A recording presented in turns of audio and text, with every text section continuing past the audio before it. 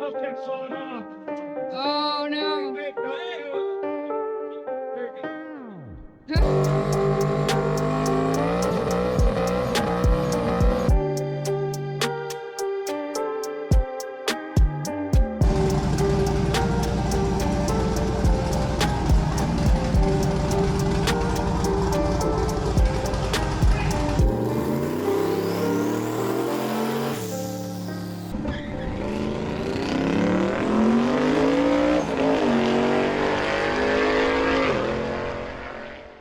What's up guys, welcome back to the shop. So in this episode, we are going to be doing a condensed build video of Twin Snail Mail. So we're talking about taking this thing from being a shed at the in-laws farm, dragging it off the farm, doing all the suspension work, all the frame work, all the sheet metal work we had to do inside, building the motor, and then, oh yeah, some short clips at the end of us enjoying this thing on the power tour, at the ice cream cruise, and hell, it even went to SEMA this year thanks to the Speedway Motor guys. So grab yourself your favorite beverage, sit down and enjoy the build. Let's get to it.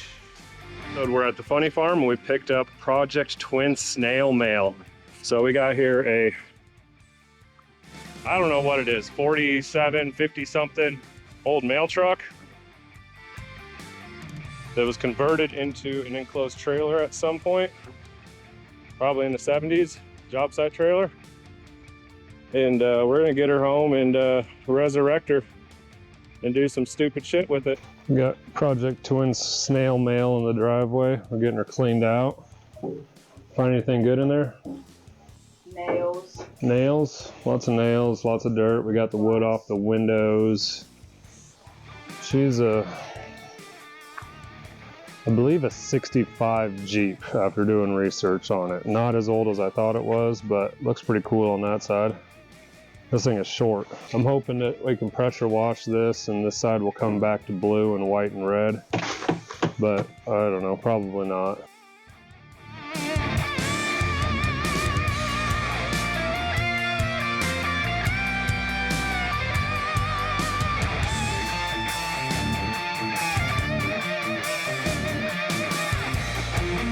Got all the body bolts undone. I think she's ready to come off the frame.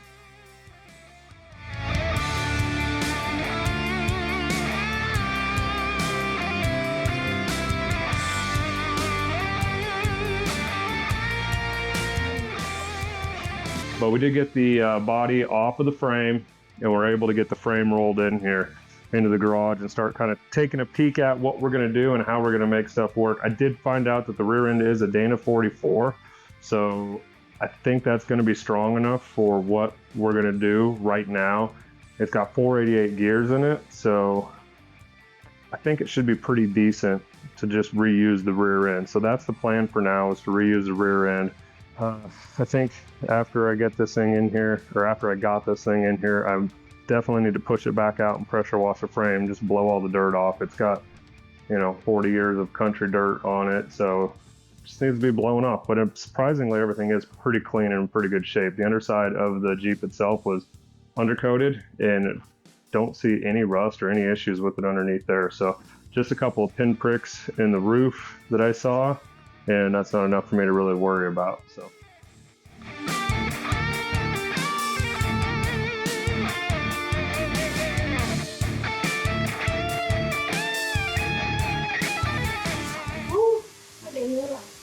Don't hold it on the metal, you gotta hold it off the metal a little bit. You just gotta get it to spark to the metal to start. Oh my goodness.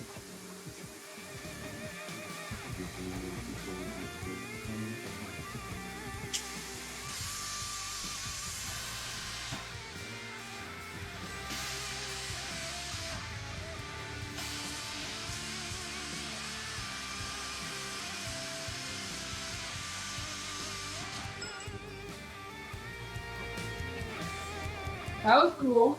It's pretty cool. It's like a lightsaber. It's like a lightsaber. Uh-huh. I'm gonna use that on the internet. Hopefully the camera picks it up.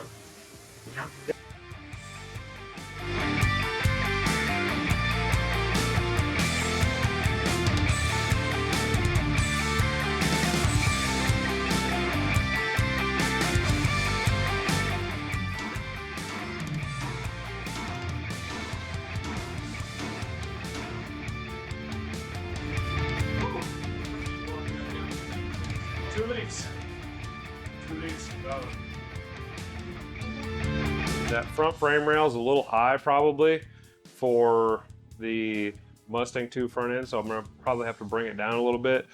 So like Ben said, just run a couple of 2x4s and just build a whole new frame. I don't want to build a whole new frame because I've never built a frame before. I've never even done any freaking frame or chassis work before, but he's saying build a whole new frame. So I'm not sure what I'm gonna do. Right now, everything is sitting level-ish where it needs to sit. This is sitting at ride height within reason. And yeah, I'm gonna go ahead and get some consumables, some tips for the plasma cutter tomorrow. I'll roll this axle out. I'm gonna cut all the perches off, cut everything off the axle, get all that cleaned up and ground down, ready to go. So the axle will be sitting in here, ready to go, ready to weld on whatever we go with, which will be a 4-link at that point. Mustang II front end, I need to get that ordered. Been talking up to Welder Up series, I believe it is. And I think I've got things figured out, so I'm gonna go ahead and get that ordered here pretty quick. And then once that front end, Mustang II front end gets here, then it'll be like, all right, let's figure out where the hell that shit needs to fall. And if it's gonna have to be lowered so much or so low that I'm gonna have to add shit to the bottom of the frame rails, then we're probably just gonna go with a straight 2x4 frame, ditch this frame and build a whole new frame, which I don't want to do because it seems like a lot of work and I'm kind of lazy and I don't want to do all that work. However, it would be cool to learn how to do all that. But I don't really want to have to like just jump into a full frame. I'd like to just jump in and do a little suspension here, a little suspension there, and then build up to a whole frame. Not just like, oh, let's make a frame. Oh, let's do suspension. Oh, let's do this. And I've never done anything. So that is what it is at this point. So I'm going to keep cleaning things up and getting things moving. What are we doing? Well, trying to figure out a notch for the snail mail. We have the knowledge. Because God knows I don't have it.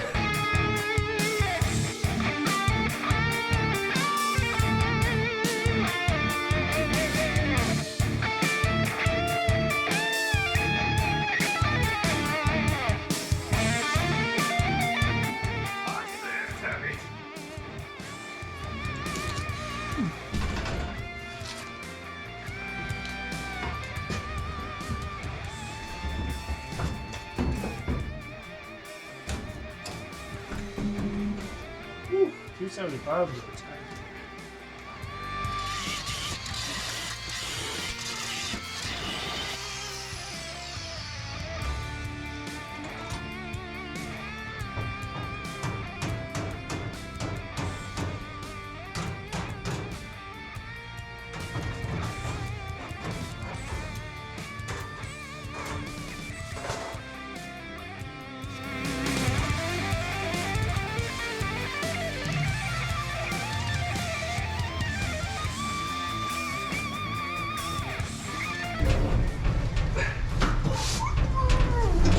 Oh, there's a piece right here. Ah, shit. How much of that is coming out? Probably 6 inches. Alright. Go back to the chop shop.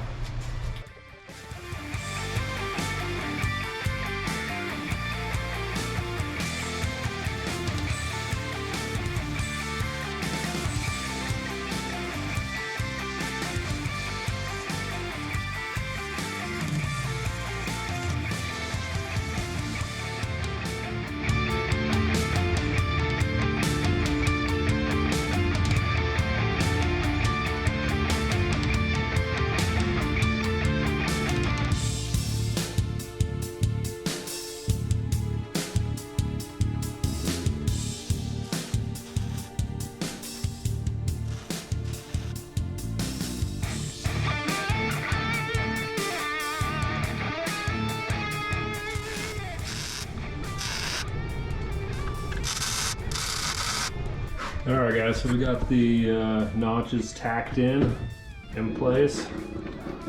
Everything's good and level across. I'm gonna go ahead and use this guy as a spacer here to clamp that together. I'm gonna come in here and weld in here and then weld down this side. And we'll start capping this area in here and then we'll hack the frame out. Yeah, boy.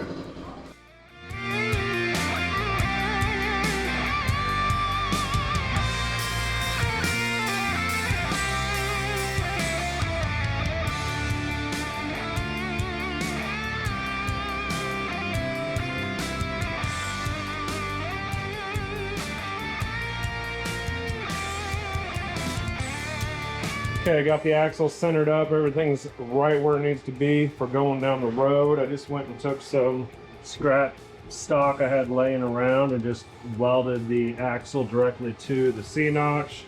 So hopefully this thing won't move now. It's locked in right where it needs to be. And I can start laying out my 4-link off of this.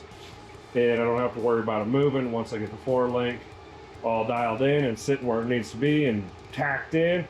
I'll go ahead and cut those loose. We'll cycle it, make sure everything moves the way it does and needs to go, and we'll go from there.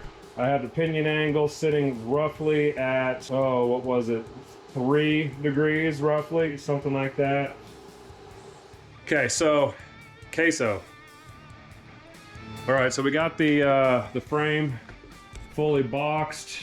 And I started opening up all of the welder series stuff. There is the front cross member. It's 2 separate pieces that get welded together.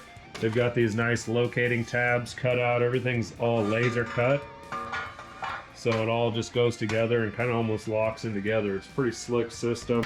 There's a frame, or sorry, a axle 4-link mount, and then there's the LS1 motor mount adapter kit. So that stuff will all be going together here shortly. And then I have all of my 4-link tubes. Kind of trying to figure out the TIG welder a little bit. I don't know, they don't look too awful. TIG welding is actually kind of fun. I do need to make sure I clean my metal a little bit better because there's definitely was some porosity in some of this stuff from the dirty metal. So we can start getting all this stuff, figure out where this stuff's gonna go and mount and center the rear end, and I don't really know how all it's gonna go yet, so.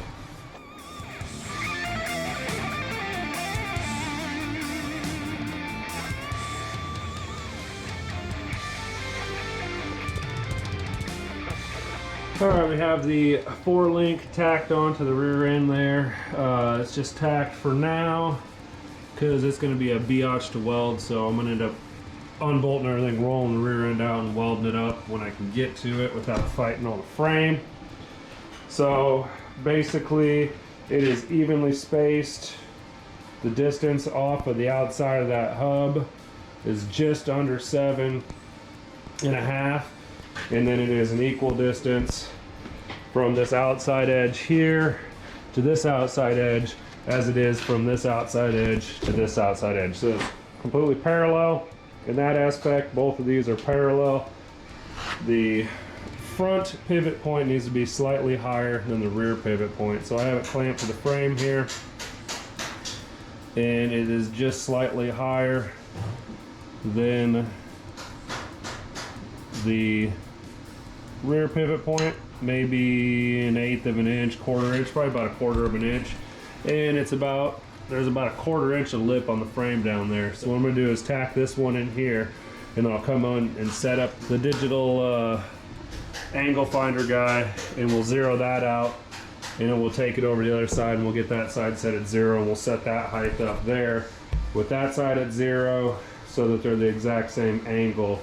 Even if the frame's tweaked a little bit or whatever, both going down at the same angle to the rear end. So let's fire up the welder and get this mounting bracket tacked in.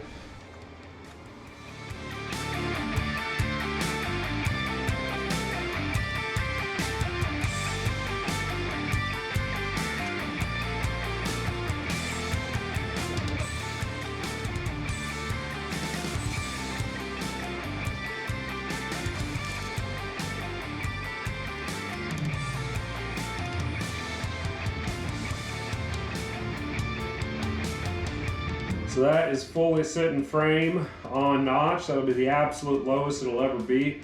I don't even know if it'll ever get that low, but there's a nice, consistent clearance all the way around it. It matches the profile of that differential housing perfectly. I'm super happy with the way that is. We should have plenty of room in any situation. So that's gonna work just dandy.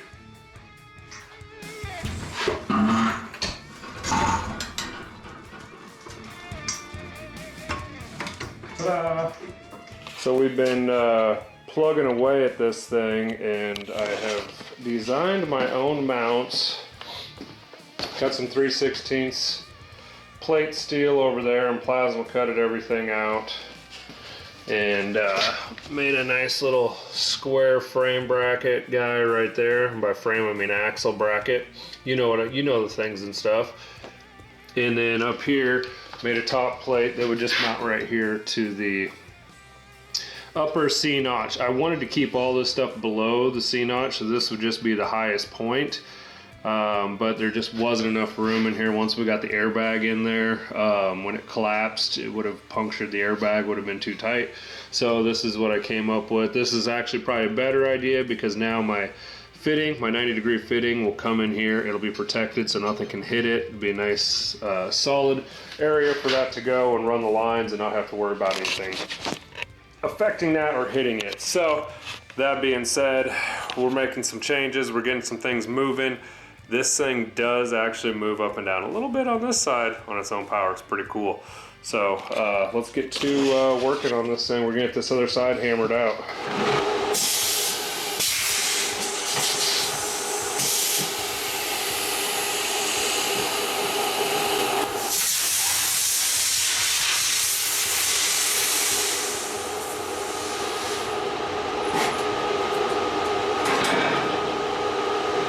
So I think what's going to have to happen is I'm going to have to raise that upper mount.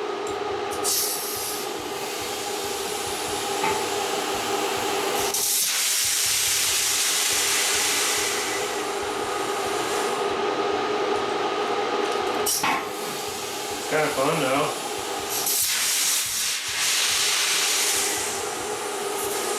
I got this boxing plate template. We're gonna have to go ahead and box the upper part of this frame. I thought this was gonna be good enough since it was already boxed, but after closer inspection, it's pretty thin gauge metal. So we're gonna just go ahead and box it with this 1/8 inch stuff that we have, so that everything's the same. It'll be the same thickness as this. I made this plate right here for this side. Fits pretty nice around this front cross member tube, whatever the hell you wanna call it. And then it also works good for this side, so the frame rails are the same. It's just going to be a little bit shorter, so I'll just have to cut it right there. So what I'm going to go ahead and do is we're going to attempt to freehand this with the plasma cutter. I'm not the greatest at freehanding, so this could be a little bit of a shit show. So I'm going to go grab the metal and get it set up, and here we'll just probably freehand it right on top of the frame here.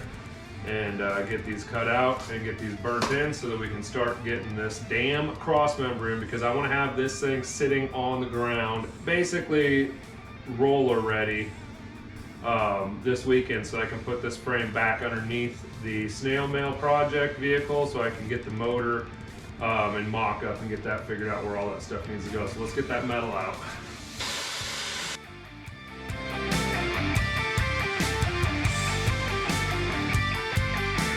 Okay, so we're laying out this Welder Series Mustang II front end, and Z line right here, which is our center of the wheel line, that correlates to the center of the rear wheels, the same distance on both sides, so everything's nice and square and true with the frame.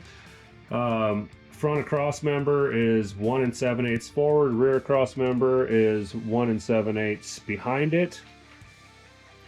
For the front tower, it is 4 inches ahead, and the rear tower is 3 inches ahead of the Z center line. Okay guys, so here's the two cross members. This is the rear cross member upper. This is the front lower. That just means that it's got the bottom fold on it. This has a top fold on it. So what I did is I went and took measurements, or previously we took the measurements for the height at each point based off that laser level. This is spindle height here. Went ahead and transferred those numbers over, drew a level line across, or a straight line across, and then took the frame dimensions. This is inside of frame to inside of frame. This is outside of frame to outside of frame. So I'm gonna go ahead and probably just cut this L out right here. This seems stronger to me to weld to this into the bottom and leave that lip on the outside. I could just do a U-cut and weld all 3 sides if I wanted to. But I just don't see a lot of structure from that little 3/8 chunk, so we're gonna go ahead and just cut these off.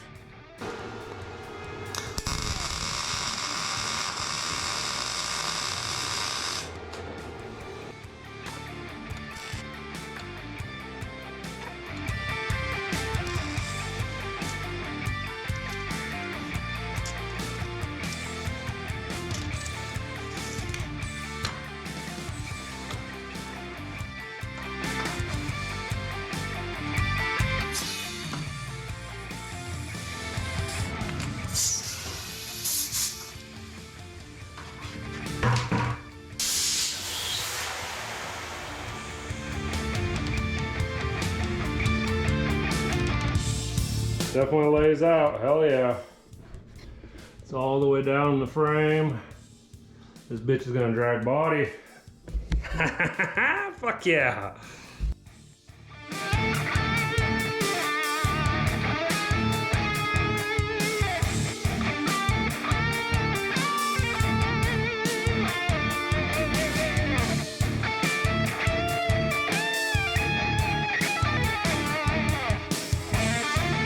What got my hand is the fucking airbag mount. Tacks blew off of there. So it went, and that airbag shot up and it probably gouged me right there. Okay, so I talked about my idea about wanting to put all the air ride stuff back here below the suspension stuff, and I was gonna hack out the frame and do all that, but after kind of laying everything out in here, I kind of figured out that I had plenty of room just to do it right on top of the frame. So I've got my 2 compressors mounted in here, got my tank, and I got my Airlift Performance 3P unit there. And I just went ahead and welded, I think it's the 7-gauge steel I had left over from that plate, both here and there. It's definitely way overkill for what it needs to do because it's not holding any weight, but I had it. And man, that's gonna stiffen up that suspension. There will be no twist in this rear end back here for sure. So for the steering in here, I've got the 2002 Camaro that we parted out probably 4 years ago. It's been, the column's been sitting up in the loft. Went ahead and shortened it about 10 inches.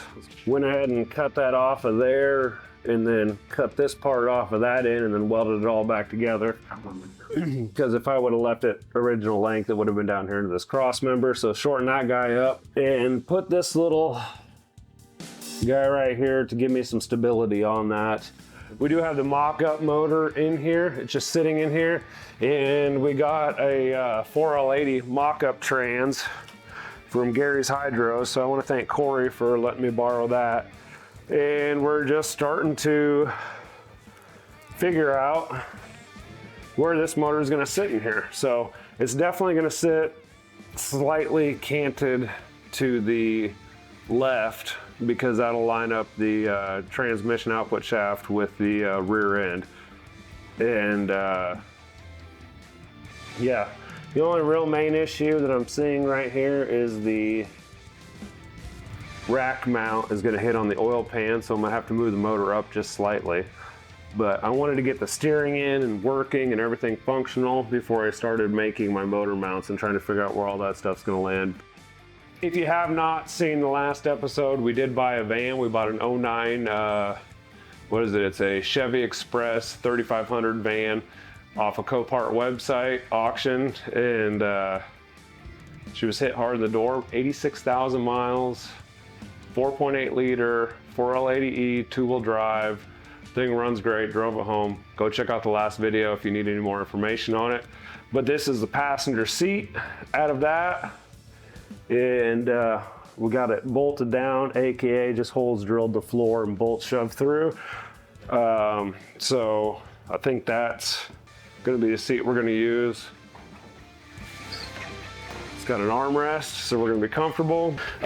We got the steering hooked up with it. We've got the 02 Camaro steering column in here. And then I've got a 1957 Chevy, I believe, steering wheel, which this is why I love GM, because GM has an 02 steering column out of a Camaro. Pop the steering wheel off, looks dumb. It's got the big airbag, it's already been popped in it. And this bad boy of a steering wheel right here, this mint condition 1957 Chevy steering wheel, bolts right up, fits perfect. So it fits the vehicle, everything's awesome in that aspect, so I'm super pumped about that. But probably one of the best features that we now have on Twin Snail Mail is this.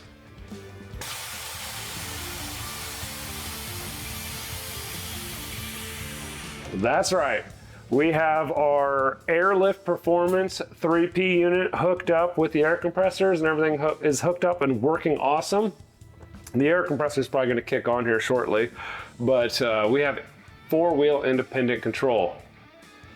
So if I want to go ahead and raise one wheel, I can do that. Raise another wheel, I can do that. I can do all 4 corners and I can air it out.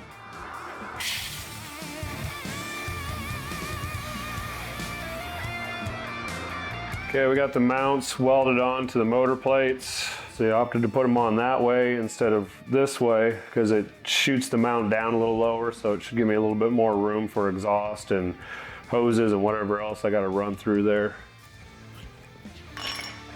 And there's this guy right here. So I don't know, the welds look pretty good. I'm getting better at it every day. Every weld is a little bit cleaner. Anyway, we'll get these things bolted up on the frame and start figuring out the frame mounts.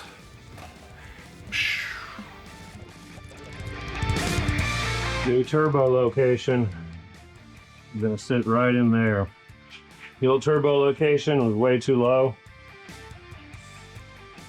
I didn't have enough fall for the oil. I didn't want to put a pump in it. I thought it would be cool to keep them in the bumpers, but they're going bye-bye. New turbos are going up here between the headlights. I think it'll look a little cleaner, a little classier, having it nice and clean in the front. Turbos, headlights, turn signals. Hopefully it don't wreak havoc with the headlights or anything, but we'll cross that bridge when we get there. Got some new sheet metal broke to fit in this area here.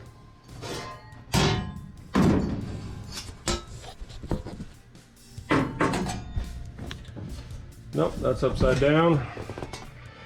There we go. So this is going to be the new floor area for Twin Snail Mail. So there's no point in having that frame rail drop down. That actually hits the ground when this thing's aired out and doesn't let it lay all the way down. So that's why I want to get rid of that section of the frame right there. Plus having that little drop down the frame is probably a weak spot in the frame. So this is what we're going to go with. This is going to give us the area to put our feet. And so we can put our pedals right here. Nailed it. Hey, Daisy. All right, so we got these things mocked up in there. Drew a line where I need to bend on this back side.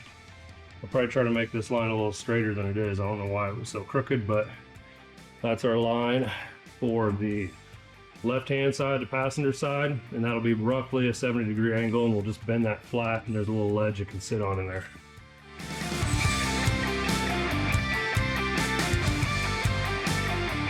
All right, guys, back here on Snail Mail.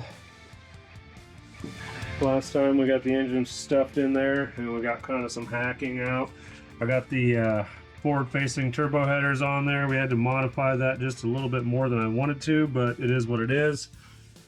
Same thing with that side wheel well. And then started fabbing up the transmission tunnel that's going to go through here, because we're going to end up cutting all this floor out right here, building braces to come up over to reconnect the subframe, or body, I guess, frame back together. Body mounts, cross members, probably cross members is the right word there. Boy, words are hard. And then that way we'll have adequate room to access everything. All this will be removable, and we'll have access to the top side of the transmission if we need to take the lines off, disconnect the rear end. So we'll be able to access the U-bolts from up top rather than having to get underneath this thing, because it sits pretty damn low to the ground. So that is step one for the doghouse and transmission tunnel. Fast forward, God knows how many countless hours, probably 10 hours later, we've got the final pieces welded up. Didn't feel like it was worthwhile putting all that on the time lapse, but we have this thing closed off. Pay no mind to those booger welds, those all get ground down and dressed up, but the driver's side is pretty darn close to being ready to go. Next is the passenger side. All right, I got a piece of sheet metal. I just took my numbers that I wanted. This is going to be the gauge face here. We're going to sit something like this. It's not big enough to go all the way to the back, but I have my dimensions. This piece needs to be 6 3/4 long before it bends 90. And then this one down here needs to be 5 inches long, just to cover up the, it'll sit about like this, just to cover up the steering column and all the wires and stuff underneath there. So let's go cut out a piece of 16 gauge and get it laid out and start bending it.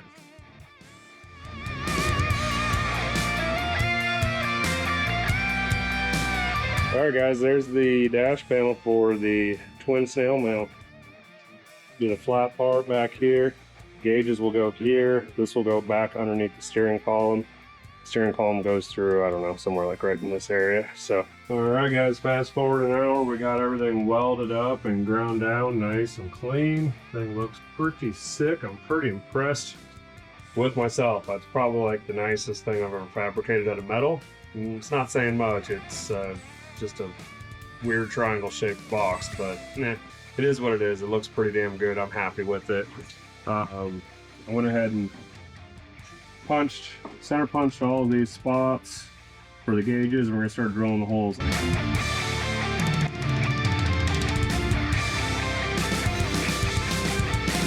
So tonight, me and Spike are tearing into Twin Snail Mail. We're gonna try to get this motor stuck in that hole, but we gotta make a hood. Slight modification of the front nose, so it's going to be a hood, so we can get the cherry picker arm in there and get the motor in. Okay.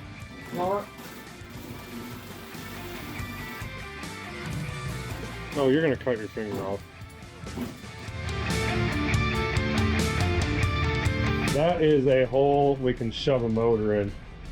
What's our gap? What are you looking at? Well, that ain't gonna matter shit, none, bud. You don't think so?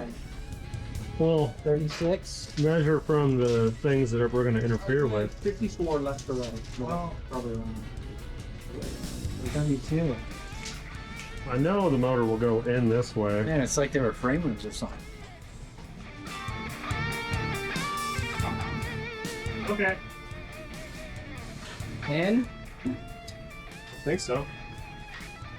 Okay, I'm looking at the top of the... Because we're about to. Yeah, I think you can go down. Okay. You're gonna have to go down. Or past the subframe. Okay, can you see what we can do up there? So I can tell you right now, it's not looking great in here for fitting. We need to go back a little more. There we can clear all your rack shit. We probably need to go back. Let's see here anyway.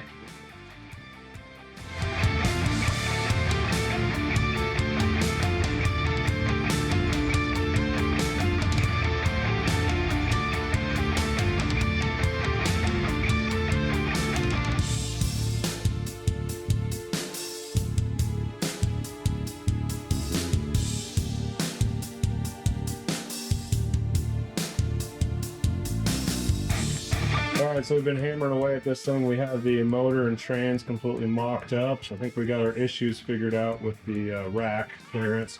Gonna go ahead with a smaller diameter balancer pulley, and that should give us a 1/2 inch to 3/4 of an inch of room there. This thing is starting to look pretty damn neat. What do you think, Spike? On the tubular. What's up, guys? Welcome back to the shop. So it's another shop night. We got John over there cleaning up the doghouse. Jackson's inside welding some pieces on the wheel well. And we've got some rice for the prelude. Oh yeah. I'm going to be bending up some C-channel to help support the floor and the top of the transmission tunnel, so we can make sure that's able to be walked on. So over here at the brake. What are you doing, Spike? I'm tracing out your radius for your panel back here. Yeah. Does it look good? It looks good from this angle. Then I think it's going to be good to go. Take a gander with the camera. Does it look good on camera? Looks great on camera. Okay. Is it going to ramp up like that in real life? Only if you wanted to. I was just asking. How's it fit on that side? Flip it upside down.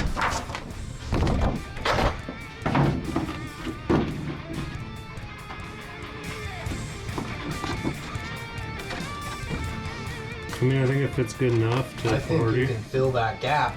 You can fill that gap with weld. What are you gonna weld to there? You're just gonna burn through. No, bud, it's like a double panel. Oh, okay. In a night update on Snail Mail. We got our rear floor pan sides broke, and then we're just trying to figure out our layout to cut it to get it to fit in there the way we want it. But yeah, it's just gonna come straight up here over the top and then go back to the garage door area, and then we'll notch and make a little indentation for the garage door area to go up. I'll do a little trap door so we can access the air ride stuff, so all that stuff will be closed off in a little trunk area, but we'll be able to flip that door up and access it.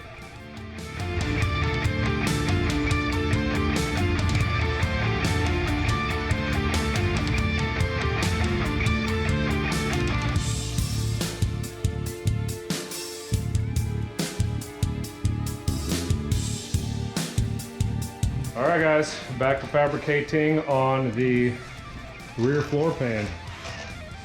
Spike's over there grinding my terribly straight cut I made with the nibbler. That's the floor pan. Obviously has a little bit of sag in the middle, but he's cutting that front piece, so that'll get that brought up to level. We're going to put some braces in everywhere and figure out where our door needs to go.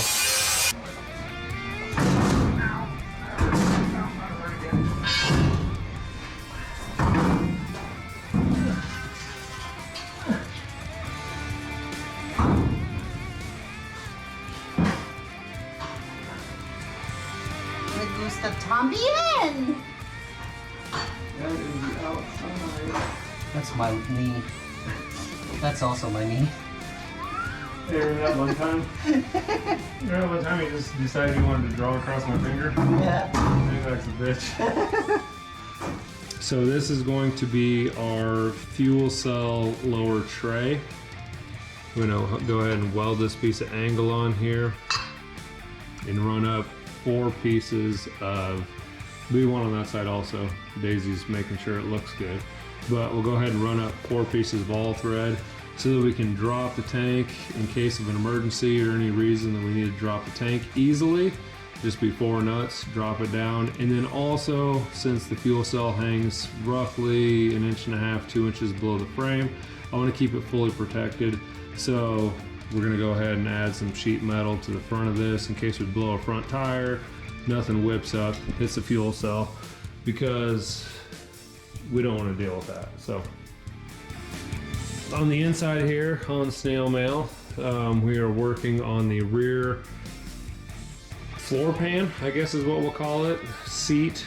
I originally was kind of thinking that we'd put another pair of buckets similar to that up here, but they won't fit because this thing is so high just because of how far we drop this thing. So this will probably just end up being the seat if somebody wants to ride in the back. You know, hold on for dear life. Good luck. And then back here, we're gonna have this area will be closed off, and we'll have a door that kind of comes up here at an angle, cuts across, and then comes back at another angle. And then when that opens up, we'll be able to access all the air ride stuff, and we'll be able to access the airbags. So if we ever have an issue with the airbags blowing out on the side of the road or blowing out just any time in general, it's not going to be a major pain in the arse to get to the airbag. So this is where we're at with it. This is looking pretty good, actually. We have exactly, what, 2 months before the Power Tour, so we've got our work cut out for us. So last night we got started tearing into the motor. Didn't do any recording on that, of course. We got all the pistons out, getting those cleaned up. Got the heads cleaned up and disassembled, and then realized that we got the wrong valve seals. And then today I tried to cut the tip of my finger off at work. That was pretty awesome. So here you go. You know, on that 6-liter I had, Those are Z's. the cam just took the cam bearings out. Went and tried to pull the cam. I guess they do that. Those, I never spun a cam bearing before, but I guess I apparently spun a couple of them. 6 liters. They came stuck to the cam, and I had to Joe- they finally knocked off the cam. It's really my first little window into your relationship that you guys have. You guys are That's a nice way to say that. I fucking got this snoring so bad one night, I threw a pillow really hard. And it woke him up, and then he was mad at me the whole next day. Oh, it was so funny. Yeah, you don't fucking wake the bear up from sleep. Yeah, I know. He was real mad. When we were on the fishing trip, he recorded me snoring, so the next night I recorded him snoring and played it at breakfast. He was not very happy about it. Now here's where we're at now. We're telling these kinds of stories. There's nothing Definitely, all of my work that I did on Power Tour was done to the soundtrack of you snoring. I would be sitting at the desk punching away on my computer God. at 6 in the morning with like across the room. You should definitely probably look into one of those machines. Oh, the fighter pilot mask? Yeah, get yourself a CPAP. So you can breathe.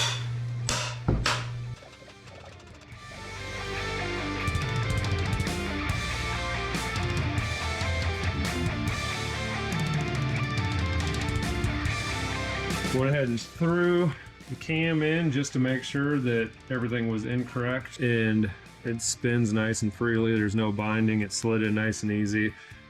I've heard that if you don't have, or if the tolerances are a little tight, that the cam will be tight. So we went ahead and put the cam in just to verify that everything was good with that. I'm happy with that. So we got some new cam bearings. We got all the pistons cleaned up. These things polished up real nice. A little bit of a dip in the Kim bath for a little while. And then we went and cleaned them up in the parts washer. Took all the rings off, gapped the rings out. I believe we went roughly 34, 35 on the top ring and 29, 30-ish, somewhere in there on the second ring. And then obviously the oil control ring we just left alone. Just cleaned everything up. So this stuff is ready to go back in. Went ahead and had some pitting on the exhaust valves. So we took it down to CarQuest and Joe took care of us. He got these things knocked out in a hurry. I think he turned these things around in less than 36 hours. We dropped, actually probably about 24 hours. We dropped them off on Wednesday and he had them done today at noon. So valve job on these, all they did, cleaned them up, did a valve job on them. Zach and Clint went ahead and lapped all the valves, made sure everything was good. And then we swapped over our BTR dual valve springs that were left over from the LS1 that was in the Chevelle. We probably have less than 5,000 miles on them, so they're still good, no issues with those.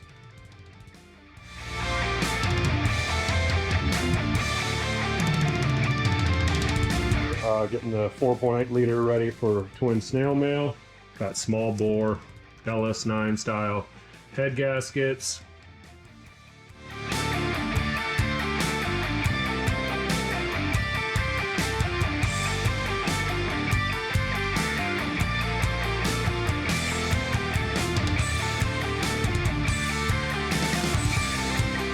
So tall, barely fits on the screen now.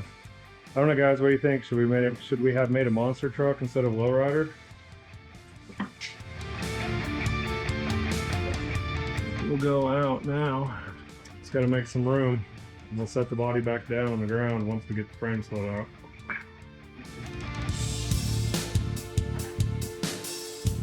Dang, it's a good thing somebody fixed that toe. I was telling you, man, I saw that shit.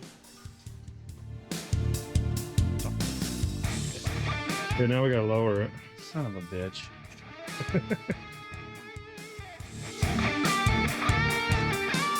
Last little golf, we are touched down, back on the ground, safe and sound. We had liftoff. Harbor Freight was a little sketchy with their chain hoist binding, but other than that. What are you doing down there, Brandon? Dropping my part.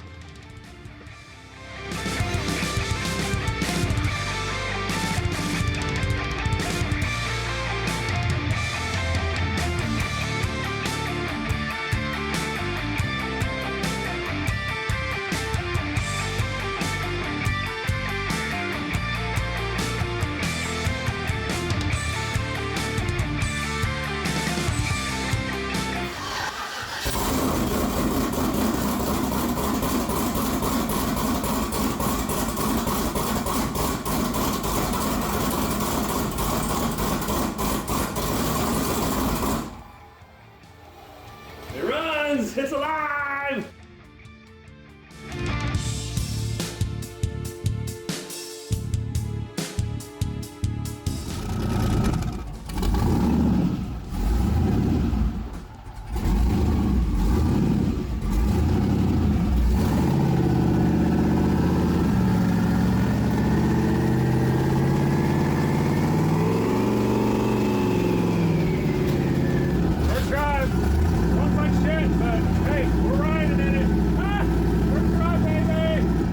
Guy showed up about 10 o'clock this morning, got all the glass in. The glass looks way too nice for this vehicle. Did an awesome job, guy knocked it out. Can't thank Waverly Glass enough for that. We went to the DMV at 7:30. We now officially have plates. Kyle came by, put a cool little retro zippy sticker on there. FTP Speed Shop, Twin Snail Mail. Head to the dyno, 8 o'clock Saturday, we're leaving tomorrow at 9. I don't know if you can hear any of this, but what a fucking trip this has been. Holy shit. 4 hours of sleep. The last handful of nights. I'm about done.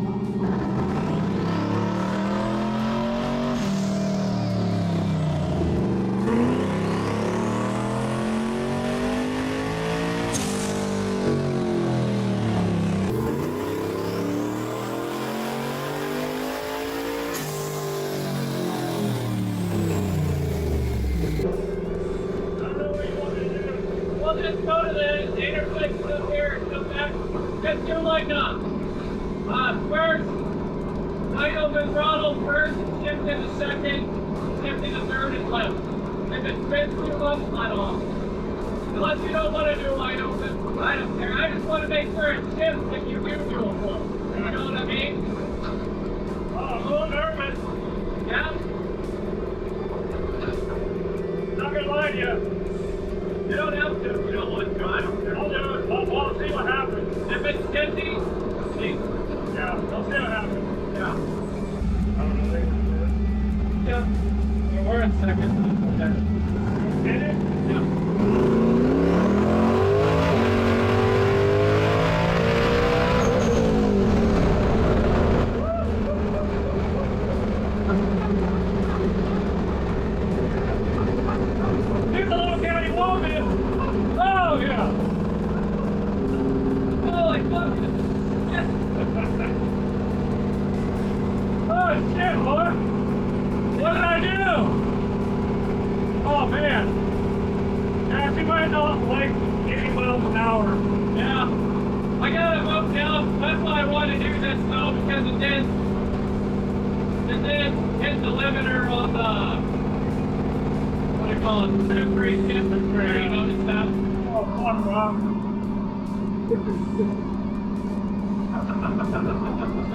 This is dumber than hell, man. I love it. This is like top tier, just fucking terrible idea. It came out really well.